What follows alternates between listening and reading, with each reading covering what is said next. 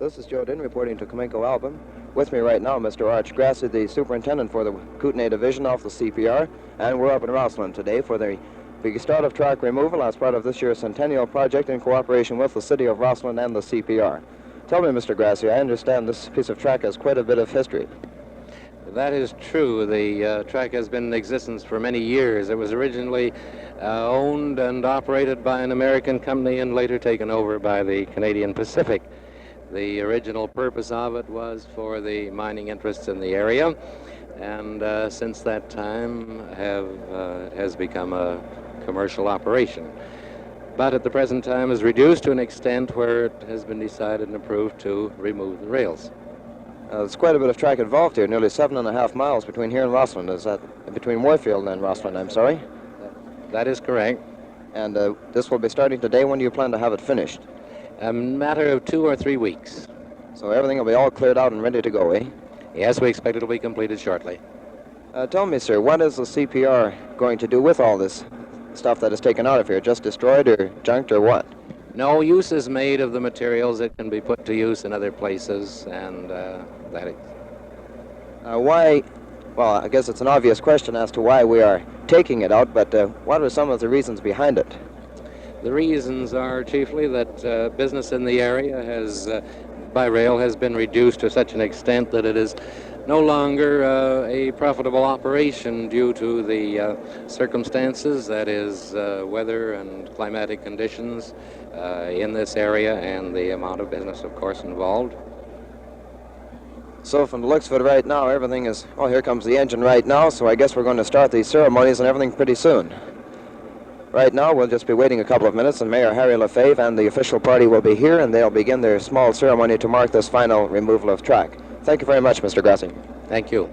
With me right now is Mayor Harry Lefevre of Rossland, and tell me, Your Worship, you've been waiting for this for quite some time. Yes, this is really a historical event, the removing of the railroad after 70 years of operation.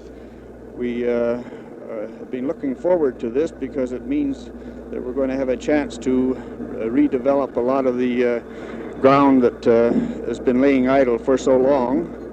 They tell me there's quite a bit of track going to be taken out of here, nearly 7.5 miles, Mr. Grassi was saying. Yes, that's right. It's about 7.5 miles of trackage that'll be taken out, and it leaves a lot of ground to be redeveloped, and it's unknown yet just what development can take place. I guess it's quite a little bit of a sentimental occasion, too, all this old signs of the times going. Yes, this is true, especially to some of the older timers like myself who saw this thing in its heyday, and we saw the glamour of it all. Well, I'm sure there was quite a bit attached. Maybe we should get started now on the ceremonies. This brief ceremony today is to recognize and put on record the complete story of rail service into Rossland. In 1896, 70 years ago, when Rossland was in the throes of an exploding boom, when each day was bringing forth heartening news of riches being discovered in the mountains of this region, and the mines that were in operation were spewing forth their rich tonnages of ore. At that time, we had 2 smelters in operation, one at Northport, 15 miles down the road, and one at Trail, 7 miles. And the ore was being conveyed to these smelters by horse and wagons.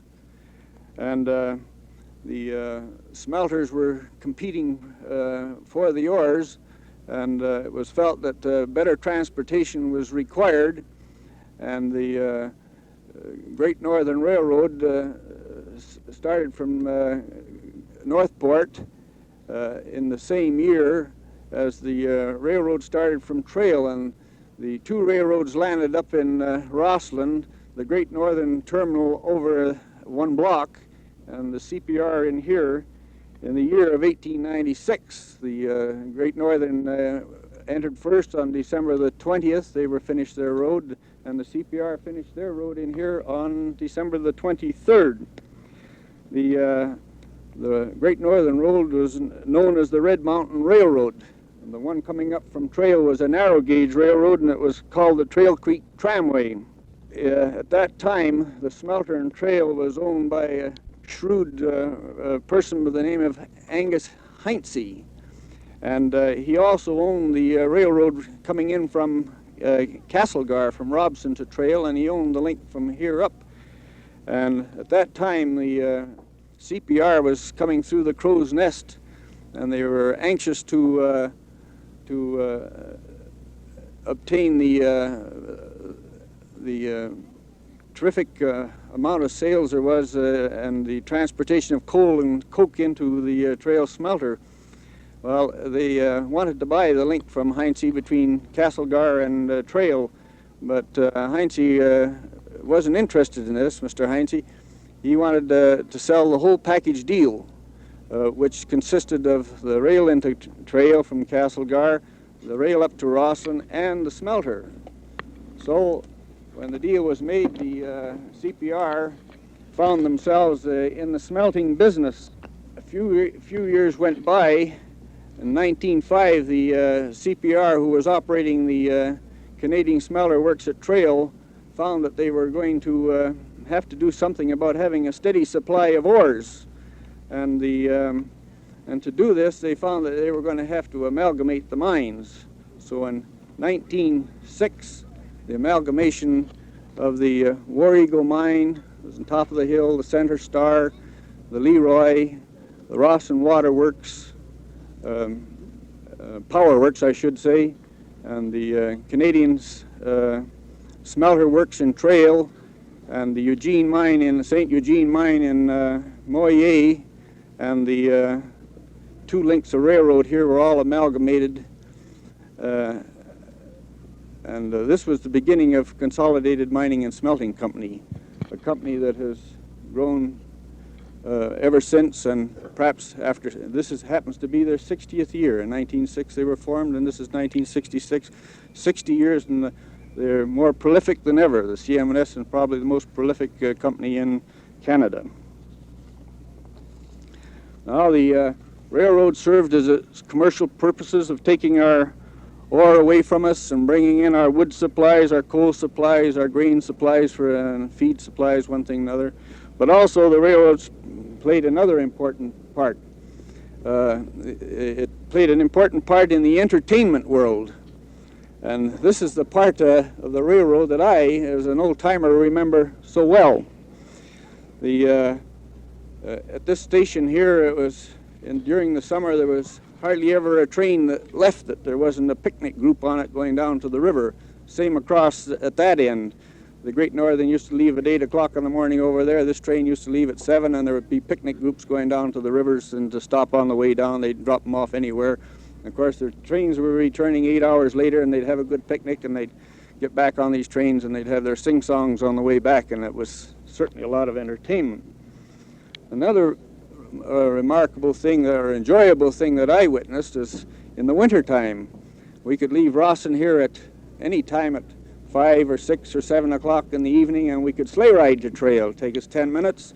We'd enjoy our hockey game down there, or our skating, whatever it happens to be, and the train left Trail at 11 o'clock, got back here at midnight, and of course we had our sing-songs on the way up, and they were most enjoyable in a sea. Also the sporting events.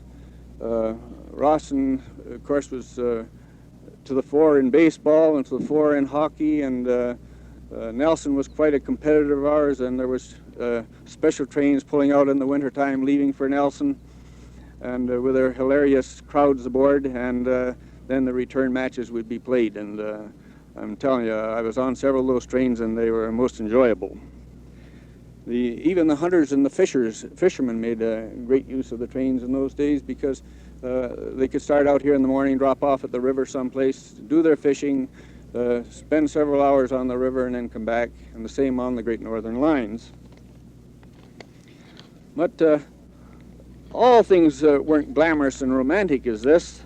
Actually, the first thing that I remember as a young boy was a very solemn event. And that was when the troops gathered here, the first contingent that went overseas in 1914.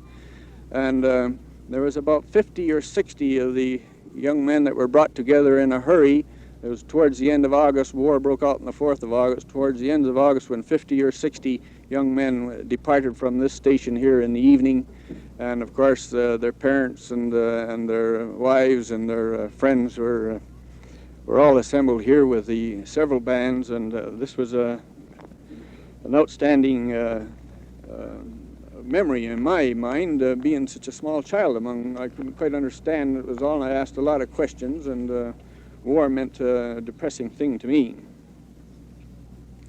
Now, the passing of the steam engine is, I think, the thing that saddened the hearts of men most of anything.